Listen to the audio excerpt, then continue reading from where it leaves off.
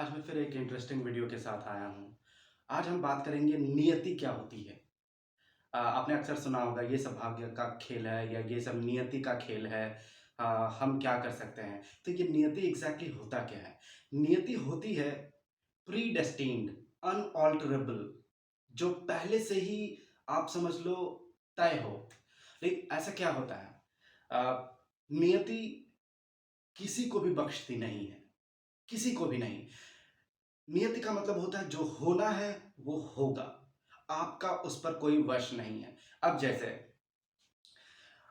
भगवान श्री राम को एक दिन महाराजा दशरथ कहते हैं कि कल तुम्हारा राज्याभिषेक होगा, कल तुम्हें राजा बनाया जाएगा। और जस्ट उसके पिछली ही रात को उनकी माता कैकेयी द्वारा ये कहलवाया जाता है कि कल तुम्हें 14 साल के लिए जंगल निकलना पड़ेगा, गेरुआ वस्त्र पहन के 14 साल के वनवास के लिए। और ये राज्याभिषेक वगैरह सब राजपाट सब भूल जाओ, ये तुम्हारे छोटे भाई भरत को मिल जाएगा। ये था नियति। अब इसमें भगवान श्री राम ने क्या किया था? कुछ गलती की थी? नहीं की थी। हाँ, उन्होंने क्या किया था?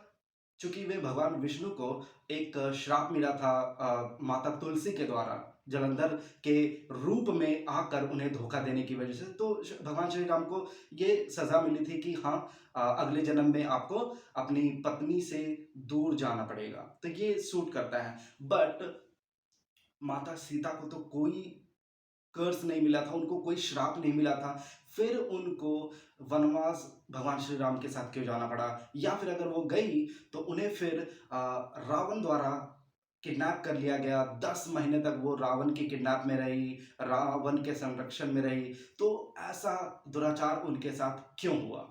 ये सब नियति था। एक कर्मों का फल दूसरे को मिल सकता है। भगवान श्री के राम के कर्मों का फल माता सीता को भोगना पड़ा। अब दूसरा, भगवान श्री कृष्ण का जब जन्म होता है, उसके पहले उनके 7 भाई लोगों को कंस पहले ही मार चुका होता है।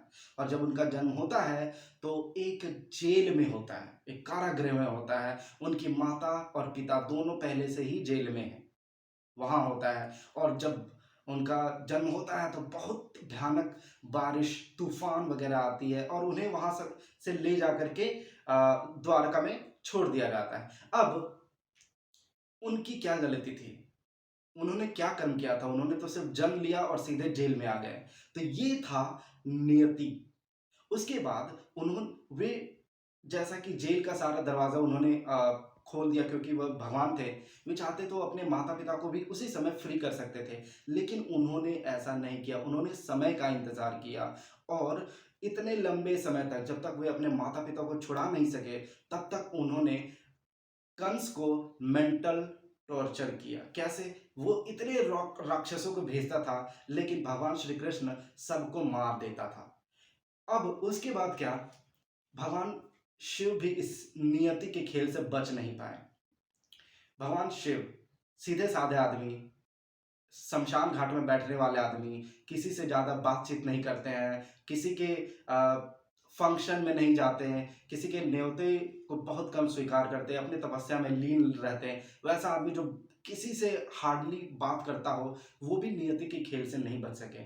जब उनके ससुर जी एक यज्ञ कर रहे थे और उनको नहीं बुलाया, तो उनकी पुत्री माता सती को ये दुःख हुआ कि उनके पिता महाराजा दक्ष ने उनके पति का अनादर किया, उन्हें अपने यहाँ यज्ञ में नहीं बुलाया, पूरे ब्रह्मांड के सारे भगवान को बुलाया, उनको भगवान शिव को नहीं बुलाया। तो वे खुद चली गई और उसके बाद जो हुआ, उनको खुद को सती करना पड़ा, आग में अपने आप को जलाना पड़ा। उसके बाद भगवान शिव बहुत ही क्रोधित हो गए और उसके बाद उन्होंने राजा दक्ष का सिर भी काटा, फिर बाद में बकरे का सिर भी लगा दिया।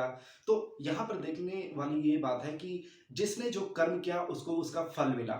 लेकिन भगवान शिव ने क्या किया था? उन्होंने तो कोई दुष्कर्म नहीं किया था। उन्होंने कोई कर्म ही नहीं किया था कि जिसके बदले उन्हें उनकी पत्नी को जलाया जाए या उनकी पत्नी से उन्हें दूर किया जाए। तो ये होता है नियति, जो जिसे आप बदल नहीं सकते। चाहे वो भगवान श्री राम हो, श्री कृष्ण हो, भगवान शिव हो, तो कभी-कभी हमारी ज़िंदगी में भी ऐसी घटनाएँ हो जाती हैं और हम बैठ के यही सोचते रहते हैं कि आखिर ये हुआ क्यों? मैंने किया क्या था? या हमने ऐसा क्या पाप किया कि हमारी ज़िंदगी में ऐसी घटनाएँ घटित हुई। तो ये सब होता है नियति, जिसे आप बदल नहीं सकते। जो होना है, वो होकर रहेगा। तो दोस्तों अगले वीडियो में फिर हम लौटेंगे एक इंटरेस्टिंग वाक़या के साथ। तब तक के लिए thank you. Please like, comment, share and subscribe the channel. Thank you.